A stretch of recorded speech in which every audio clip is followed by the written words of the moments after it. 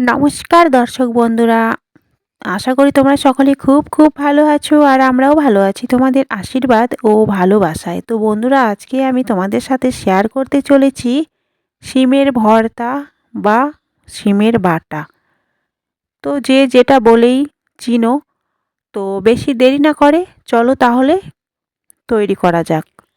আর জানো তো বন্ধুরা, এই শীতকালে কিন্তু শিম অ্যাভেলেবেল, প্রত্যেকের বাড়িতেই দেখবে ঝুড়ি ভরা শিম। তো এই শিমগুলো একই রকমের খেতে খেতে আর ভালো লাগে না। তো এই শীত যে কবে যাবে আর শিম যে কবে শেষ হবে। তো আজকে শিমকে আমি অন্য রূপে তৈরি করব। তো প্রথম থেকে শেষ অবধি দেখো, আশা করি খুবই ভালো লাগবে। তো বন্ধুরা দেখো, আমি শিম কাটা শুরু করে দিয়েছি আর শিমগুলোকে ঠিক এইভাবে কেটে নিতে হবে। সাইডের যে সুতোর মতো আছে সেগুলোকে বের করে নিয়ে মাছ বরাবর কেটে ভালো জলে পরিষ্কার করে ধুয়ে নিতে হবে। আর দেখতে পাচ্ছ এখানে দু রকমের শিম আছে, তোমাদের যেটা মন চায় সেটা করো, খুবই ভালো হবে। আর একেবারে যে নরম শিম লাগবে বাটার জন্যে তা কিন্তু নয়, তোমাদের পছন্দ মতো তোমরা নিয়ে নিবে, তাতেই চলবে। তো আমি এখানে শিমগুলো পরিষ্কার করে নিয়ে নিচ্ছি।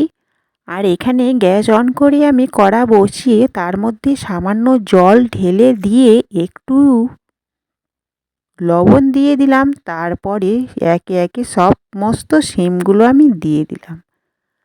তো এখন 5 মিনিটের জন্য একটু সেদ্ধ করে নেব, মানে ভাপিয়ে নেব। আর দেখতে পাচ্ছ আমার ভাপিয়ে নেওয়া পুরো হয়ে গেছে, মানে আধ ভাপার মতো, পুরোটাই যে গলাবো তারকম না। তো এখন আমি গ্যাসটাকে অফ করে দিয়ে শিমগুলোকে জল থেকে তুলে নিব। তুলে নেওয়ার পর ঠান্ডা করে তোমরা চাইলে পরিষ্কার জলে ধুয়েও নিতে পারো, না ধুলেও চলবে, কারণ এটা তো ধুয়েই দেওয়া হয়েছে। তো দেখো, সিদ্ধ করার পরে কিন্তু এই রকমটা হবে। তো আমি তোমাদেরকে একদম ভালোভাবে দেখিয়ে দিচ্ছি। তো চলো এখন যেটা করতে হবে, তো প্রথমে আমি গ্যাস অন করে দিলাম। এখন আরেকটা কড়াই আমি দিয়ে দিব। তো কড়াই বসিয়ে দেওয়ার পর কড়াইটা গরম হয়ে গেলে তো পরিমাণ মতো আমি দিয়ে দিব তেল। এখানে সর্ষের তেলই ব্যবহার করতে হবে। আর এখানে দেখতে পাচ্ছ অনেক রকমের কুচানো আছে, পেঁয়াজ আর রসুন, শুকনো লঙ্কা, এগুলাকে আমি ভালো করে ভেজে নিব। তো প্রথমে আমি শুকনো লঙ্কাগুলোকে দিয়ে দিচ্ছি, কারণ শুকনো লঙ্কা ভাজতে একটু টাইম লাগবে। আর দেখো, তার সাথে আমি রসুনগুলো দিয়ে দিলাম। আর এত সুন্দর মানে সুগন্ধ বের হয়েছে, তো কি বলবো তোমাদের। এরপরে আমি দিয়ে দিলাম কুচানো পেঁয়াজ। তো এগুলাকে এখন ভালো করে ভেজে নিতে হবে। আর দিয়ে দিলাম আমি স্বাদ মতো লবণ আর একটু হলুদ।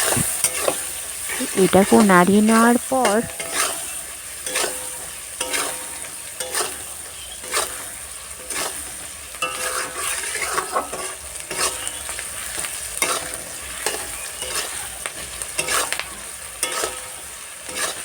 আর তোমরা চাইলে বন্ধুরা এই মশলাটা তোমরা পরেও দিতে পারো, কিন্তু আমি কি করলাম যে এই তেলের মধ্যেই, এই পেঁয়াজ কুচানোর মধ্যেই আমি শিমগুলোকে দিয়ে দিলাম। তো এখানেই ভালো করে আমি শিমগুলোকে ভেজে নিব সব মশলার সাথে। তো তোমরা চাইলে তোমরা শুধু শিমগুলোই শুধু ভেজে তুলতে পারো। তো আমার মনে হয় এই রকমটা করলে বেশি টেস্টি হবে। তো আমি এগুলা এখন মানে হালকা ভেজে নিলেই হয়ে যাবে। তো এগুলা হয়ে গেছে, আমি এখন নামিয়ে নিচ্ছি। আর এটা দুই রকমের বাটাটা করা যায়, কেউ মিক্সি জারেও বাটাটা করতে পারো, কেউ মানে শিলনোড়াতেও বেটে নিতে পারো, হাত দিয়েও করে নিতে পারো। তো আমি একদম সুন্দর আর টেস্টি হওয়ার জন্যে আমার মনে হয় হাতেই বেস্ট। তো আমি হাত দিয়ে ভালো করে কচলে মচলে তৈরি করে নিব একদম চটপটা ঝাল ঝাল লাল লাল শিম ভর্তা। তো দেখতে পাচ্ছ বন্ধুরা কতটা সুন্দর। আর আমি শুকনো লঙ্কাগুলোকে আলাদাই পেস্ট করে নিয়েছি। তো যেহেতু শিমের সাথে দেওয়া ছিল এই জন্যে একটু নরম হয়ে গেছে। এই জন্যে আমি লঙ্কাটাকে ভালো করে আগে পেস্ট করে নিচ্ছি, তারপরে শিম ভর্তাতে আমি দিয়ে দিলাম। তো দেখতে পাচ্ছ বন্ধুরা কতটা সুন্দর আর কতটা লোভনীয় হয়েছে। এই রকম শীতকালে যদি গরম ভাতের সাথে এই রকম ভর্তা থাকে আর কিছু লাগবে না, মনে হবে পুরো এক থালা ভাত শেষ হয়ে যাবে, মনে হবে আরও নেব। তো আমার এই ভিডিওটা তোমাদের কেমন লাগলো? যদি ভালো লেগে থাকে তাহলে অবশ্যই আমার চ্যানেলের পাশে থাকবে, আর তোমরা যারা এখনও সাবস্ক্রাইব করোনি তারা ঝটপট আমার চ্যানেলটাকে সাবস্ক্রাইব করে নিও, তোমাদের কাছে আমার অনুরোধ। তো বন্ধুরা চলো এখন টেস্ট করার পালা। তো আমি এখন খেয়ে দেখব কেমন হয়েছে। তো আমি না খেলে তোমরা তো বুঝতেই পারবে না। তো দেখো আমি এক প্লেট ভর্তা নিয়ে গরম ভাতের সাথে মেখে কত সুন্দর করে খাবো।